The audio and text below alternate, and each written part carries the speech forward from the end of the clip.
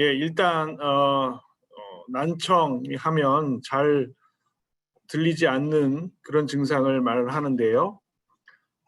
난청이 우리 삶에 미치는 영향이 아주 부정적인 영향이 아주 많이 있죠. 난청은 듣기가 어려운 그런 증상이기 때문에 일단 난청이 생기면 타인과의 의사소통이 잘 안 돼요. 그래서 여러 가지 사회적인 문제가 생깁니다. 일단 서로 간에 오해도 생기기 쉽고요. 분쟁이 많이 생기기도 하고 또는 서로 의사소통이 안 되기 때문에 대화 단절로 인해서 여러 가지 가족 간의 문제나 친구들 간의 문제가 많이 생기죠. 이런 것이 반복되면 난청을 갖고 계신 환자는 스스로 사회적으로 고립되기도 하고 외로움이나 우울감이 증가하기도 합니다.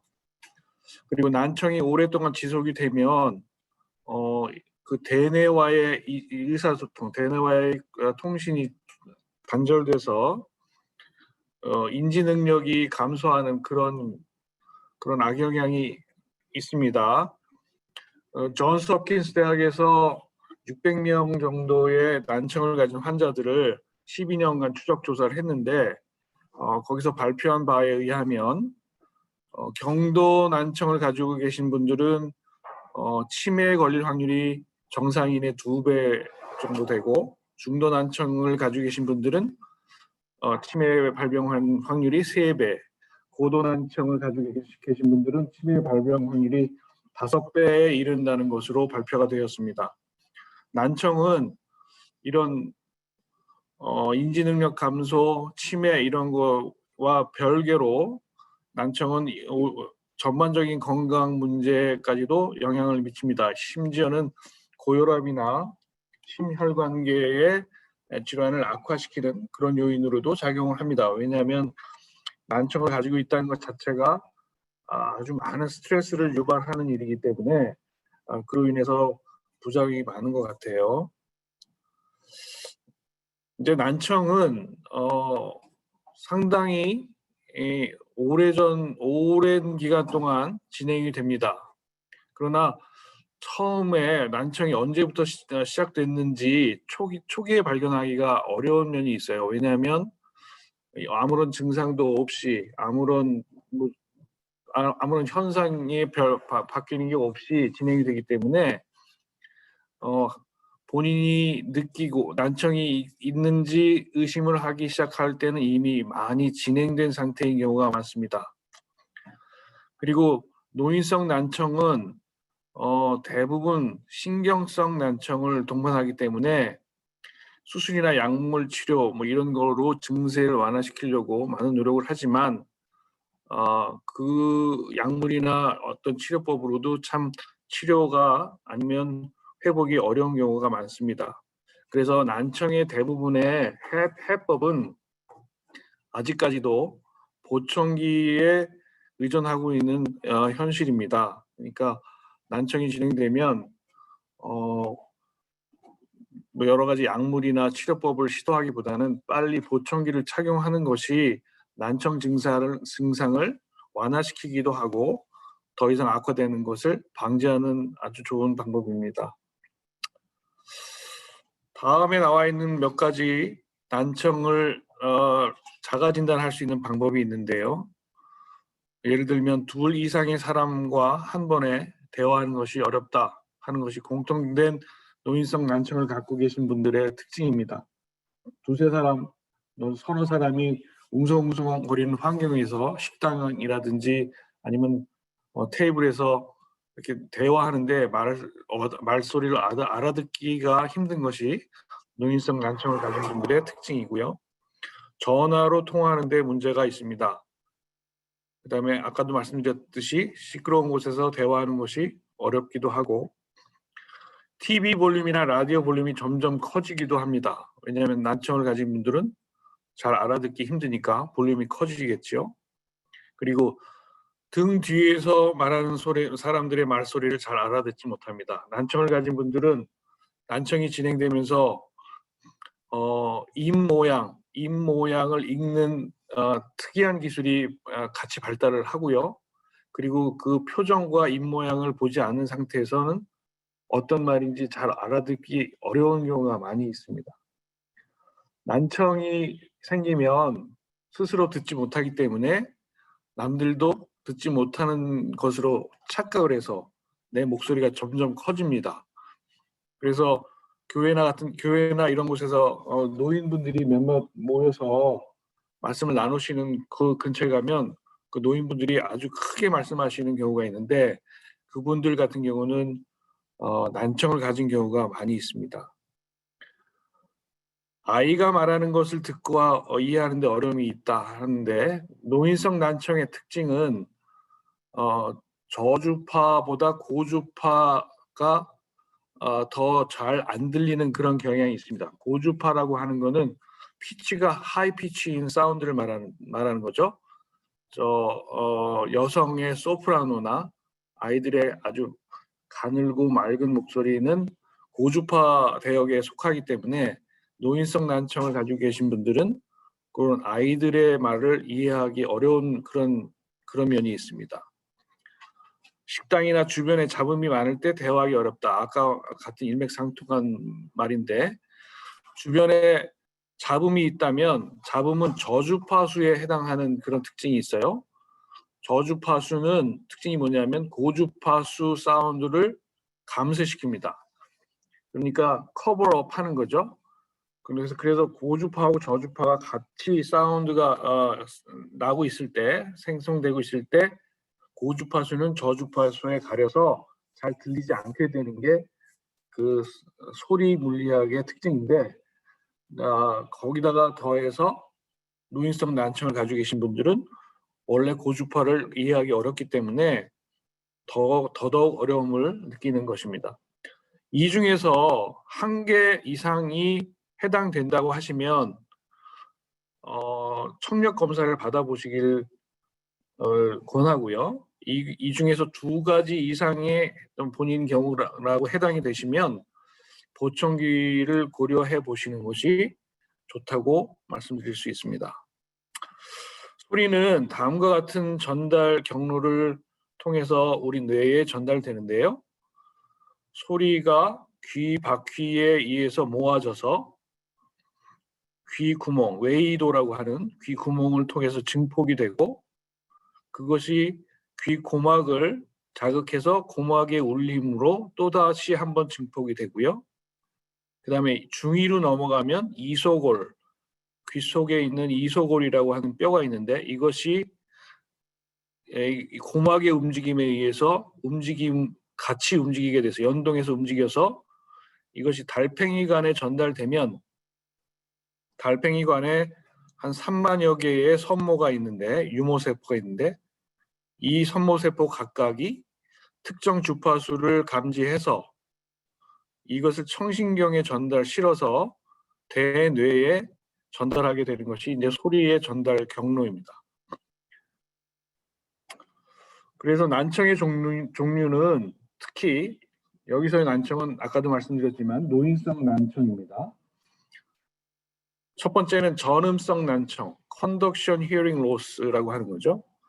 이거는 소리 전달 경로 중에 외이와 중이의 이상이 있을 때 발생하는 거죠. 예를 들면 귀지가 너무 많아서 소리가 잘 전달되지 않는 경우, 외이, 또는 고막이 젊었을 때 파열이 돼서 소리 증폭이 원활하지 않은 경우, 또는 과거에 중이염을 앓아서 중이의 기능이 많이 상실되어서 증폭이 잘 되지 않는 경우, 이런 경우를 전도성 난청, 전음성 난청 이렇게 분류할 수 있고요. 감각신경성 난청은 이건 신경성 난청이라고 짧게 부르는데, 달팽이관에서부터 시작해서 청신경, 중추신경 이상으로 난청이 생긴 경우를 말합니다. 예를 들면 이명을 호소하시는 분들이 많이 있어요. 귀에서 소리가 나는 증상이죠. 그 이명이라고 하는 거는 음원이 없음에도 불구하고 소리가 있는 것처럼 대뇌에서 인식하는 그런 증상입니다. 대부분의 이명은 이 달팽이관에 있는 유모세포의 손상에 의해서 발생한다고 지금 알려져 있는데요. 아까도 말씀드렸지만 3만여 개의 유모세포가 특정 주파수를 감지하는데, 만약 이 유모세포에 손상이 생기면 소리가 실제 존재하지 않음에도 불구하고 그 특정 주파수를 감지하는 그 소리가 그 손상된 유모세포에 의해서 대뇌에 전달돼서 그 소리가 들리는 것처럼 그렇게 인식되는 것이 이명증입니다. 근데 이명이 생기면 많은 분들이 이 이명을 고통스럽기도 하고 아주 불편한 증상이라서 이걸 치료하기 위해서 많은 시간과 경비를 들이는데, 물론 여러 가지 다른 원인이 있을 수 있겠지만 특이하게도 보청기를 청력 검사를 정확히 해서 착용을 하시면 이명이 많이 줄거나 없어지는 경우가 많이 있습니다. 그러니까 이명이 있을 때 보청기도 또 하나의 방법으로 고려해 보시길 바랍니다. 대부분의 노인성 난청은 이 전음성 난청과 감각신경성 난청이 합쳐져서 나타나게 되는데요. 다시 말씀드리면 고막의 기능이 떨어지거나 중이의 증폭 기능이 떨어지거나 이런 증상과 더불어 신경이 많이 퇴화되거나 조금 기능 손상이 있을 때 노인성 난청이 그렇게 해서 발생되게 되는 겁니다. 다음에 보시는 그림은 청력 검사를 할 때 사용되는 청력도입니다. 이렇게 가로축에 있는 것이 주파수고 세로축에 있는 것이 소리의 크기를 말하는 건데요. 주파수는 125Hz에서부터 8000Hz까지로 되어 있고, 소리의 크기는 0dB에서부터 110dB이라고 되어 있죠. 이런 구간이 정해진 이유는 대부분의 일상에서의 소리가 이 구간 안에서 이루어지기 때문이고, 보청기는 일상생활에서의 소리를 적당히 증폭해서 난청을 갖고 계신 분들을 도와드리기 위한 기구이기 때문에 그렇습니다. 오른쪽에 보시면 정상, 경도 난청, 중도 난청, 중고도 난청, 고도 난청, 심도 난청, 이렇게 6가지 분류로 되어 있고요. 이렇게 보시면 수도꼭지에서 물 떨어지는 그림, 나뭇잎 스치는 그림, 새소리, 시계가 째깍거리는 소리가 각 난청의 정도에 별로 분류되어 있고 주파수별로 분류되어 있습니다. 이걸 해석하자면 이렇습니다.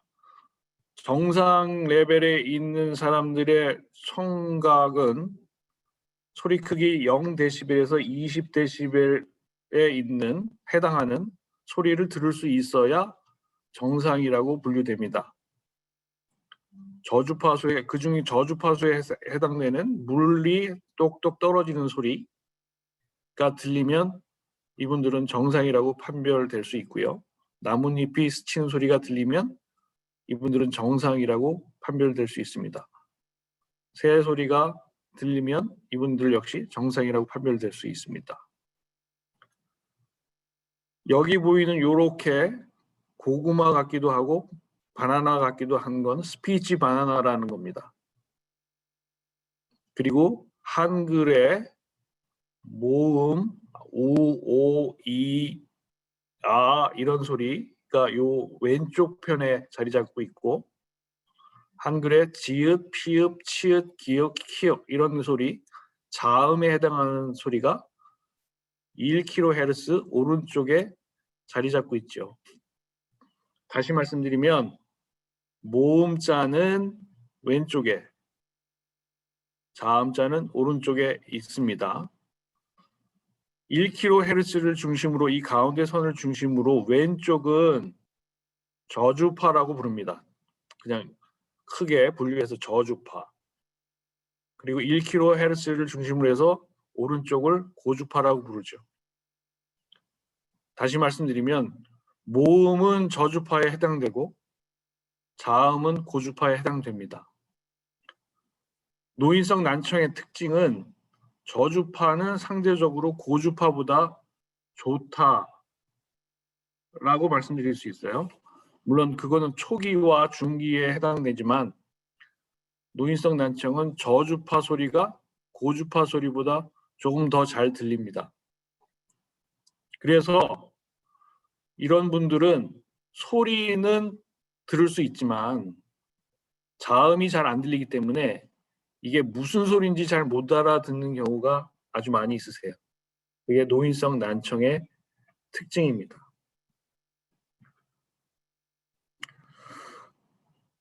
난청의 정도에 따라서 어떤 증상이 있고 보청기가 어디까지 커버할 수 있는지 분류를 해놓은 건데요. 정상은 물론 정상이기 때문에 듣는데 어려움이 없죠. 경도 난청은 이건 한국말로 쉬운 말로 가는기가 먹었다라든지 이런 표현으로 표현되는 분들인데 가끔 가다가 못 알아듣는 말씀이 있어서 가끔 가다가 주변 사람에게 다시 한번 얘기해 달라 하는 그런 경우가 있으면 경도 난청이라고 의심할 수 있고요. 중도 난청부터는 일상생활이 조금 어려움을 느끼기 시작합니다. 볼륨이 높아지고 목소리도 커지기 시작하고요. 그리고 오해가 생기기 시작합니다. 중도 난청부터는. 중고도 난청과 고도 난청은 꼭 보청기가 필요한 걸 느끼게 되죠. 본인이. 말소리를 잘 알아듣지 못하는 확률이 더 높아지고요. 그러나 심도 난청이라고 해서 아주 못 듣는 분들이 있는데 이분들은 보청기를 사용해도 아주 출력이 높은 보청기를 하거나 그렇게 하더라도 정상인처럼 듣지 못하는 그런 경우가 종종 있습니다. 보청기를 기피하시는 분들이 종종 있습니다. 남들에게 보이기도 거북하고 본인이 인정하기도 싫고 하는 그런 여러 가지 환경이나 심리 때문에 그런데요. 보청기는 이 난청을 급속히 악화시키는 그런 속도를 늦추는 그런 작용을 하기 때문에 보청기는 그렇게 거부하거나 기피한다고 해서 좋은 건 아니고요. 때에 맞춰서 적절한 보청기를 빨리 착용해 주는 것이 심하게 악화되는 것을 방지하는 길입니다. 난청은 가장 큰 난청의 원인은 노인성 난청도 있지만 소음성 난청이 그 난청의 가장 큰 원인입니다. 그러니까 난청을 예방하시려면 소음을 가능한 한 멀리 하시고 특히 큰 소리 130dB이면 비행기 착륙하는 소리가 110dB 정도 되니까 이거보다 더 큰 소리가 폭탄 터지는 소리 이런 소리 정도 될 수 있겠는데요. 이런 큰 소리는 피해 주시기 바랍니다. 그 다음에 80에서 90dB 수준의 소음에 장기간 노출될 경우에는 영구적으로 청력이 손실될 수 있으니까 만약에 작업 환경이 이런 수준의 소음에 노출되어 있는 분이라고 하면 꼭 귀 청각 보호 장구를 착용하시는 게 좋습니다. 일반적인 보청기는 이렇게 그림에서 나와 있듯이 이런 종류의 보청기가 대부분입니다. 물론 특수한 보청기가 있습니다. 보청기의 영역을 벗어난 특수한 보청기가 있는데요. 이거는 예를 들면 수술을 해서 이식을 해야 되는 그런 수준의 보청기가 있고 그거 말고는 이렇게 생긴 것이 보청기입니다. 여기서 보시면 하나, 둘, 셋, 넷, 다섯 번째까지가 귀에 넣는 귓속형 보청기입니다. 크기가 커지면 커질수록 출력이 높고 크기가 커지면 커질수록 옵션이 많이 들어가 있는 거죠. 또 여기 하나, 둘, 셋, 넷 오른쪽에 있는 이 보청기들은 대표적인 귀에 거는 귀걸이형 보청기라고 합니다. 요 네 번째 나와 있는 보청기는 옛날에도 많이 볼 수 있는 형태의 보청기고요. 출력이 가장 높기 때문에 아까 말씀드린 심도 난청이 있는 분들 이상의 난청에서 사용되는 보청기고요. 여기 나와 있는 이런 보청기들은 경도 내지 중도 난청이 있는 분들, 고도 난청이 있는 분들 이렇게 사용할 수 있습니다. 다시 말씀드리면 어떤 분들은 미용적인 효과로 인해서 안 보이고 작은 거를 하길 원하시지만 난청이 너무 정도가 심해서 이렇게 큰 거를 할 수밖에 없는 분도 있고요. 이렇게 크게 귀걸이형으로 할 수밖에 없는 없는 분들도 있습니다. 그러니까 난청에 따라서 보청기의 종류는 결정될 수 있다 하는 말씀을 드리는 겁니다. 이상 저희가 준비한 난청과 청각에 대한 어떤 전반적인 말씀은 일단 다 드렸습니다. 혹시 질문 있으시면 질문해 주시기 바랍니다. 네, 선생님 너무